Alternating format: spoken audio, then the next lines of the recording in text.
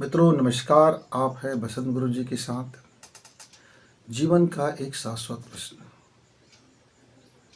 चाहे आप बचपना में अपने से पूछें या युवा अवस्था में अपने से पूछें या प्रौढ़ अवस्था में अपने से पूछें या मरते वक्त अपने से पूछें, वह क्या है कि मेरा परिचय क्या है मेरा वजूद, क्या है मेरा अस्तित्व, आखिर हूँ मैं कौन। इस प्रश्न में बड़े बड़े शास्त्रों का निर्माण हो गया, धर्म ग्रंथों का निर्माण हो गया।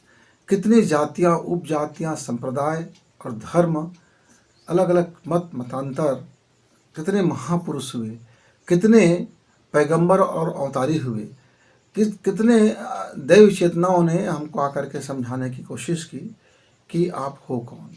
लेकिन इसका उत्तर मित्र, जब तक मेरे भीतर से ये प्रश्न नहीं उठेगा कि मेरा आधार क्या है, मेरा आधार कार्ड क्या है, मेरा फिंगरप्रिंट क्या है, वाकई में मैं हूँ कौन, मेरा अस्तित्व क्या है, तब तक हम बाहर से किसी दूसरे के जवाब को अपना जवाब समझ करके जब हम पाखंड पूजा में लग जाते हैं, यह कि मैं जानता हूँ, हम दुनिया को बताते हैं, जबकि मैं जानता हूँ कि मैं कुछ नहीं जानता हूँ। यही दुनिया का प्रपंच है।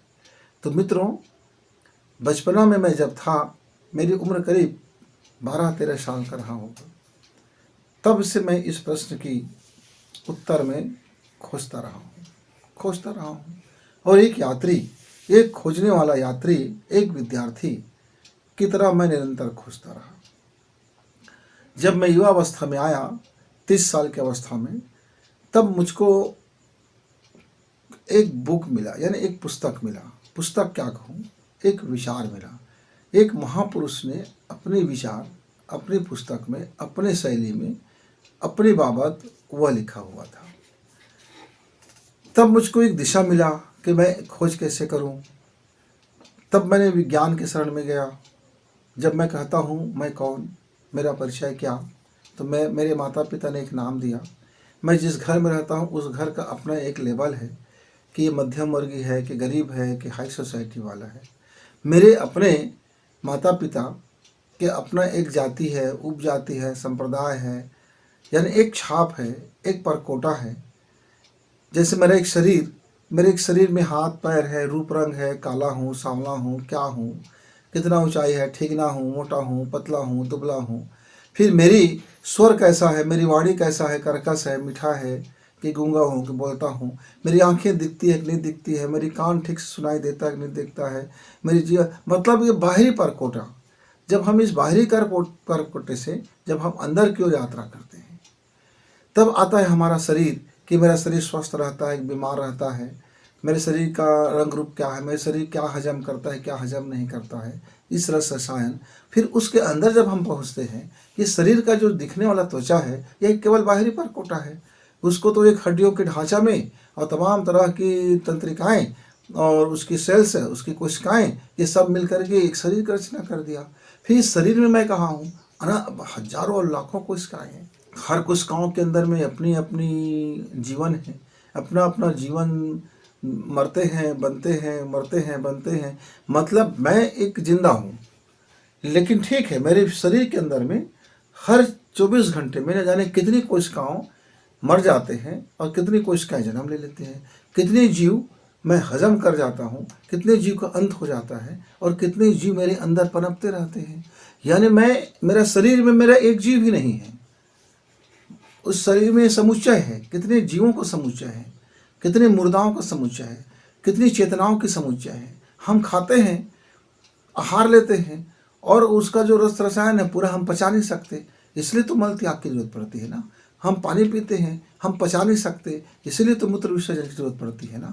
नहीं तो क्या होता, हम यदि पूरी अवशोषण कर लेते तो फिर हमको बाहर त्याज करने के लिए, हमारा मल विक्षेप करने का कोई रास्ता नहीं होता। हमारे जो रोम छिद्र हैं, न जाने कितने, आप एक ही जानते हैं मल विसर्जन का केंद्र, लेकिन मेरे शरीर में तो लाखों ऐसे छिद्र है जहाँ से मल का निष्कासन होते रहता है। संवेदी अंग है जहाँ से वो संवेदनाएं ग्रहण करती रहती है। फिर अंदर में भी अपना एक संसार है जिसको हम अनैच्छिक क्रिया बोल देते हैं। वे मेरी अलग इच्छाओं पर कोई निर्भर नहीं है, वो अपने आप को हर सजेशन लेते रहता है, अपनी क्रियाओं में मगन रहता है, अपनी चीज़ों को जानते रहता है, उस पर मेरा कोई नियंत्रण नहीं होता। फिर कुछ ऐसी क्रियाएं भी अनैच्छिक बन जाती हैं। ये जो मेरी आदतें हैं, सोना, खाना पीना, जागना, सोचना, विचारना, कर्म करना, अकर्म करना, कर्म नहीं करना, किस कहाँ क्या करना है, कैसे करना है, तमाम तमाम शब्दों का संसार, विचारों का संसार, एनर्जी का संसार, मेरे सपने, मेरे ड्रीम, मेरा खुशी, मेरा दुख, मेरी पीड़ा, मेरे स्वप्न, मेरी चाहत, मेरा बेवकूफ़ी, मेरी चालाकियाँ, वो सब एक अलग संसार बन जाता है जो दिखाई नहीं देता। बड़ी उलझन हो जाता है मित्र कि मेरा वास्तविक आईडी कहाँ पर है, मैं कहाँ से जानूँ कि मेरा वास्तविक नियंत्रण कहाँ पर है। फिर विद्वानों ने कहा कि आपके अंदर में एक ऊर्जा है, तो मैंने देखा कि मेरे शरीर के अंदर में तो लाखों ऊर्जा का केंद्र है, जितने सेल्स हैं उतने माइटोकॉन्ड्रिया हैं, उतने ऊर्जा का पावर हब है, उतनी ही चेतना है, उतने ही अचेतन है, उतने ही आपका डार्क एरिया है, उतने ही आपका अलग अलग जीव जगत है, अंदर में एक पूरा संसार है, पूरी ब्रह्मांड है। वहाँ भी आकाश है, वहाँ भी थल है, वहाँ भी जल है, वहाँ भी पृथ्वी है, वहाँ भी खनिज पदार्थ हैं। हमारे शरीर के अलग अलग तासीर हो जाता है। फिर हमको यह सारा संसार प्रभावित करने लगता है। तो ये मेरा मन है, और मैं यदि एक मन की बात करूं तो मेरे मन के अंदर भी कितने ना जाने मन है, उसके अंदर भी एक पूरा का पूरा एक रसायन का लोचा है। बड़ी कन्फ्यूजन मित्र, आप जैसे जैसे आप इसके विस्तार करते हो पूरी तरह से जाता है। तो इसका मोटा मोटा मैंने स्थूल स्वरूप मैंने समझना शुरू किया कि मेरी आइडेंटिटी क्या मेरा मजहब है, जो मेरा संप्रदाय है, जिसके अंदर मैं अपने को कहता हूँ कि मैं ये धर्म वाला हूँ, मुझे इस पर गर्व है, होना भी चाहिए। हर व्यक्ति को जिस कुल में, वंश में, जाति में, गोत्र में, भूमि में, जिस माँ के गर्भ से, जिस वीर्य से, जिस डीएनए में वो जन्म लिया है, वह उसका सम्मान करे, वह उसका गर्व का विषय है, वह उसका अपना है, क्योंकि रग रग में है, खून खून में है, एक एक कतरा में है। लेकिन दूसरे का गर्व नहीं कर सकता, ये गड़बड़ बात है। आप अपना माँ का सम्मान करो, पर किसी दूसरे के माँ का अपमान मत करो। आप अपने धर्म जाति का सम्मान करो, पर दूसरे के धर्म जाति का अपमान मत करो। माने सम्मान सबका करो, किसी का अपमान करने की ज़रूरत नहीं है, किसी को नीच और किसी को ऊंच कहने की ज़रूरत नहीं है, किसी को छोटा या किसी को बड़ा करके देखने की ज़रूरत नहीं है। अपने अपने जगह में सब है, अपने अपनी जगह की सबकी अहमियत है। मित्रों, अब क्या रिलीजन, ये संबंधी, ये सब क्या मैं हूँ, ये जो कास्ट है, ये जाति है, ये अपना मैं फलाने जाति का हूँ, मेरे जात के लोग को ऐसे है, मेरे जात को इसने ऐसा कर दिया, मेरे जात, कितने दंगा, कितने फसाद। जाति क्या है? एक व्यवस्था है, सबको पता है, आपको भी पता है कि जाति कुछ होता नहीं है। जाति सिर्फ एक व्यवस्था है जहाँ हम अपने संसार बसाते हैं, जहाँ हम अपना परिवार बढ़ाते हैं, जहाँ हम गृहस्थ आश्रम चलाते हैं कि किससे शादी करना है, क्या करना है। एक छोटी छोटी व्यवस्थाएं हैं, हर युग का अपना अपना एक सिस्टम होता है, एक संविधान होता है, जो अनंत काल से अलग अलग अलग अलग अलग अलग समय से चला आ रहा है। कुछ रीति रिवाज है, कुछ मान्यताएं हैं, कुछ परंपरा है। कहीं किसी के विज्ञान समझ में आता है, किसी के लॉजिक समझ में आता है, कुछ परंपराएं हैं जिसकी कोई लॉजिक समझ में नहीं आता, क्योंकि अब वो कालांतर हो चुका है। वो जिस समय उसका उपयोगिता था उस समय था, जब आज के समय में नहीं है, क्योंकि आज का युग एक विज्ञान का युग है। पहले का युग प्रकृति के युग रहा करते थे, उसके पहले और कोई संसार के विकास का युग था, जहाँ संसार में अलग अलग अलग अलग भिन्न भिन्न जातियाँ जन्म ले रहे थे, भिन्न भिन्न जीव जन्म ले रहे थे। प्रकृति अपने मूल स्वरूप में लौट रहा था, जब प्रकृति अपना विस्तार कर रहा था। उस समय का संघर्ष अलग है, उनका खान पान का संघर्ष अलग था, उनका जीवन का संघर्ष अलग था, उनका सोच विचार का संघर्ष अलग था, उनका द्वंद्व बिल्कुल अलग था। तो हम ऐसा नहीं कर सकते कि जो आदिकाल से चला आ रहा था वो आज उतने हमारे लिए मुनासिब होगा। तो समय के साथ विवेक का छन्नी लगाकर छानते गए। तो ये जाति भी मैं नहीं, ये देश भी बना है, वह भी एक समुदाय है। इतने लोग मिल करके अपना नीति निर्धारण करते हैं, अपना जीवन शैली अपनाते हैं, अपना नियम कायदा बनाते हैं, इसमें भी मैं नहीं हूँ। ये तमाम चीज़ें हमारे देश काल, अपने देश का मान करो, सम्मान करो, सुरक्षा करो। हम ऐसे ही उलझ जाते हैं खान पान में, मटेरियल में, ड्रेस में, कपड़ा में, पहनावा में। टोपी लगा लिया, गमछा बांध लिया, पगड़ी बांध लिया, हेड कर लिए, ये कर लिए, ये पहन लिया, धोती पहन लिया, कुर्ता पहन लिया, टी शर्ट पहन लिया, ये शरीर की सुरक्षा के लिए है। और अपने मन को यदि कोई कपड़ा भा गया तो वो उसको इंजॉयमेंट करता है, उससे उसका परिचय कुछ नहीं है। लेकिन लोगों का परिचय शानदार कपड़े से हो रहे हैं, शानदार तरीके से हो रहे हैं, लोग कपड़े में मगन हैं, उसी में उसका संसार बस गया, उसी में मार काट होके, उसी में व्यापार व्यवसाय, उसी में अब आजकल का कहा जाता है ना, हीरो हीरोइन है, तो ये फैशन है, कपड़े हैं, लोग उलझ गए। तो मैं तो कपड़ा नहीं हूँ, इसको समझना पड़ेगा। लेकिन शरीर को कपड़ा की आवश्यकता है, क्योंकि आज के समय में जो धूप है, ताप है, प्रदूषण है, उसकी सुरक्षा के लिए यह कपड़ा भी जरूरी है, यह परकोटा है। मित्रों, फिर आ जाता है भाषा पर। लोग अपने अपने भाषा को लेकर बड़े बड़े दावे करते हैं, बड़े बड़े वादे करते हैं, और पूरी की पूरी दंगा फसाद हो जाता है, पूरी एक राजनीति होती है, लोग सरकार बनाते हैं, बिगाड़ देते हैं, ये सरकारों का खेल चलते रहता है, उलझे उलझते रहते हैं। पर जो संप्रेषण है, जो आपकी मूल संप्रेषण है, वही तो आप जिससे आप समझते हो। यह शरीर की भाषा, यह विज्ञान की भाषा, अलग अलग चीज़ें हैं, सब लैंग्वेज है। ये सब लैंग्वेज में भी मैं कहीं नहीं हूँ, क्योंकि मेरा वास्तविक जो इस संवेदना है इस लैंग्वेज में नहीं है, वो तो मेरी अनुभूति में है, मेरे एहसास में है। प्रेम का अपना कोई भाषा नहीं है, दुख का अपनी भाषा नहीं, पीड़ा का अपनी भाषा नहीं। तो ये बिना भाषा के भी है, लेकिन भाषा भी अनिवार्य है, क्योंकि भाषा ऊर्जा से बनता है, और ऊर्जाओं के प्रयोग से आपके जीवन में बड़े बदलाव आ सकते हैं। इसलिए भाषा का प्रयोग भी आप थोड़ा सोच विचार कर करें। भाषा में भी लोगों को दुख हो जाता है, भाषा से भी लोग अपने आप को सीखते हैं। ये भाषा ही तो है जो मैं यात्रा में चल पड़ा हूँ, कि मैं कौन, मेरा वजूद क्या, मेरी पहचान क्या। ये भाषा ही तो है जिससे संप्रेषण हुआ, एहसास हुआ, अनुभूति हुआ, हम अभिव्यक्त करते हैं, हमारे अभिव्यक्ति का माध्यम है। इसमें क्या लड़ना झगड़ना, इसमें कहाँ हूँ मैं, लेकिन मेरे तक पहुँचने का ये एक मार्ग है, मेरी यात्रा के लिए एक टूल्स है ये।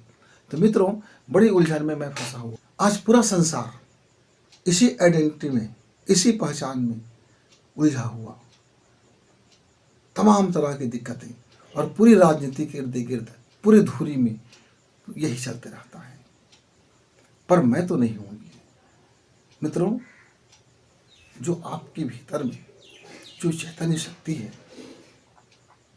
वो जानता है ये क्या प्राकृतिक है और क्या अप्राकृतिक है। आपके अंदर में जो एक डीएनए है, जो डीएनए बनता गया कई पीढ़ियों से, उनका कर्म, उनका सोच विचार, उनकी एनर्जी पावर डीएनए के रूप में हम तक आया, और हम उसको आगे बढ़ाते हैं। वह भी मैं नहीं हूँ। वह मेरी यात्रा को या तो सुगम बनाता है या तो कष्टकारक बना देता है, क्योंकि मेरी जो डीएनए में जो मेरी हैबिट्स होंगे, मेरी जो सोचने के तरीके होंगे, जो मेरा लाइफ स्टाइल होगा, वह या तो मेरी यात्रा में मुझे सहयोगी प्रदान करेगा, या तो मेरी यात्रा में बाधा बनेगा।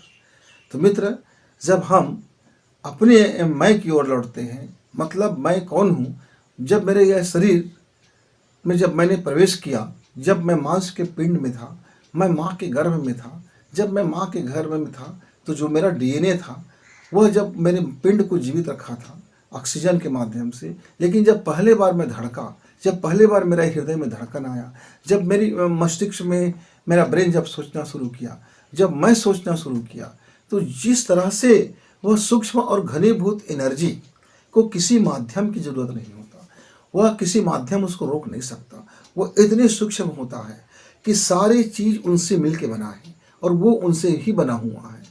हम जो स्थूल हो गया वो हमको दिखाई देने लगा, जो सूक्ष्म हो गया वे हमारी आंखों से ओझल हो गए। लेकिन आज अल्ट्रा माइक्रोस्कोप देखते हैं, बड़े बड़े माइक्रोस्कोप की शक्ति से देखते हैं, तो सूक्ष्म से सूक्ष्म चीज़ें भी पकड़ में आने लगा है।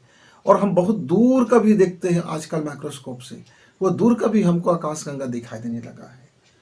तब भी वह सूक्ष्म ऊर्जा अभी हमारी पकड़ से बाहर है, जिसको हम मैं बोलते हैं, जिसके इस शरीर के साथ उसकी जब नाता समाप्त हो जाता है, तब ये शरीर मुर्दा बन जाता है, या भाषा मुर्दा हो जाती है, ये कपड़ा बेकार हो जाता है, या देश उसके लिए कोई मतलब नहीं रहता, किसी काम का कोई चीज़ नहीं रह जाता। तब वह अपनी पहचान यहाँ से अलग कर लेता है। तब हम कहते हैं राम नाम सत्य। तब आता है कि कोई शब्द सत्य है, क्योंकि राम नाम सत्य। हर भाषा में अलग अलग ऐसे ही कोई महापुरुषों को को सत्य आगित किया गया है। क्या वह दिव्यता सत्य है? वह एनर्जी जो हमारे समझ से बाहर हो जाता है, तब हम कहते हैं यह जीवन का शाश्वत सत्य है। क्या सत्य है? मरण सत्य है। तो जन्म सत्य है, मतलब न मरण सत्य है न जन्म सत्य है। इसके पीछे जो एनर्जी है, ऊर्जा है, इसके पीछे जो चेतना है, वो सत्य है। उसी चेतना को यदि हम समझ जाएं, हम अपने को यदि समझ जाएं, और मेरा परिचय यदि मेरा खुद से हो जाए, मैं जान जाऊं कि हाँ मैं ये हूँ, ठीक मैं जान जाऊं, तो मित्रों फिर जीवन में न कभी आनंद की कमी होगा, न शांति का, न सुख का, न समृद्धि का। क्योंकि वास्तविक जो मूल स्वरूप है, वहाँ तक की यात्रा यदि आपने कर लिया अपने जीवन काल में, तो सबसे बड़ी उपलब्धि है, वही आपका वजूद है। लेकिन क्या होता है कि जब हम इस संसार में रहते हैं, जब तक कि मैं उसकी अपनी मैं की यात्रा में हम नहीं पहुंचते हैं, तब तक का जो कर्म करते हैं वे हमारे माथे पे चिपक जाते हैं। जो जाने अनजाने हमसे या मानवीय भूल चूक हो जाता है, वो हमारा पहचान बन जाता है कि मैं कितना क्रूर हूँ, मैं कितना व्यभिचारी हूँ, कि मैं कितना चरित्रहीन हूँ, मैं कितना पतित हूँ, मैं कितना गलत सोचता हूँ। मेरी इस तरह तरह की फिर मेरी आइडेंटिटी हो जाती है। लोग जो मेरे स्वरूप को जानते हैं, मेरे इस शरीर के द्वारा हुए कर्मों को समझते हैं, उसके अनुसार से मेरा परिचय बनता है, और लोग उसके हिसाब से मेरी आकलन करते हैं और मेरे मूल्यांकन करते हैं। ठीक ऐसे ही पूरे संसार में हम आकलन मूल्यांकन करते हैं। हम उसको जानते तो नहीं हैं, पर उसकी जो बाह्य स्वरूप है उससे हम आकलन करते हैं। मित्रों, जीवन में कभी आपको अवसर मिले तो ज़रूर एक बार आप अपनी आइडेंटिटी की यात्रा में चलिए। आप अपना वैल्यू समझिए, आप अपने टाइम और स्पेस से उस पार की यात्रा में चलिए। आप अपने टाइम की कीमत समझिए। जब आपको जन्म मिला, आपको एक शरीर मिला, एक शरीर के अंदर में एक चेतना मिली, एक चेतना को मन मिला, मन को ब्रेन मिला, ब्रेन के मस्तिष्क को कई भाग हैं, लाखों अलग अलग खंडों में बना हुआ एक शक्तिशाली पावर हब है। आप इस सब का उपयोग तभी कर सकते हैं जब आप अपनी मूल गर्भ में पहुँचेंगे। जब गर्भ में पहुँचेंगे तो वहाँ इन सारी आपकी शक्तियों का ऑन ऑफ है। आप वही से इन शक्तियों को ऑफ कर सकते हैं, ऑन कर सकते हैं। तो आपको अपनी जब आइडेंटिटी की यात्रा में पहुँचेंगे, जब आप अपने परिचय को में पहुँचेंगे, आप अपनी शक्ति को समझेंगे, जब अपनी पावर को समझेंगे, अपनी उपयोगिता को समझेंगे, अपनी काल को समझेंगे, अपनी काल की अवधारणा को समझेंगे, अपनी समय अतीत को समझेंगे, आप अपनी इस स्पेस को समझेंगे, इस अंतरिक्ष को समझेंगे, आकाश की शक्ति को समझेंगे, एनर्जी को शक्ति को समझेंगे, ऊर्जा की शक्ति को समझेंगे, आप शब्दों की शक्ति को समझेंगे, नाद की शक्ति को समझेंगे। ये तमाम समझने के लिए आपको अपने गर्भगृह में पहुंचना होगा। वह गर्भगृह में, वह जो नाभिक में, वही उस नाभिक में आपका जो सेंट्रल है, वहीं पर मैं रहता हूँ। यानी हर व्यक्ति का मैं अपने उसी सेंट्रल पे रहता है, और उसी गर्भ के माध्यम से वो अपने पूरे शरीरों में रहता है, रोम रोम में रहता है, विचार में रहता है, मन में रहता है, तरह तरह की दूर देश में भी रहता है,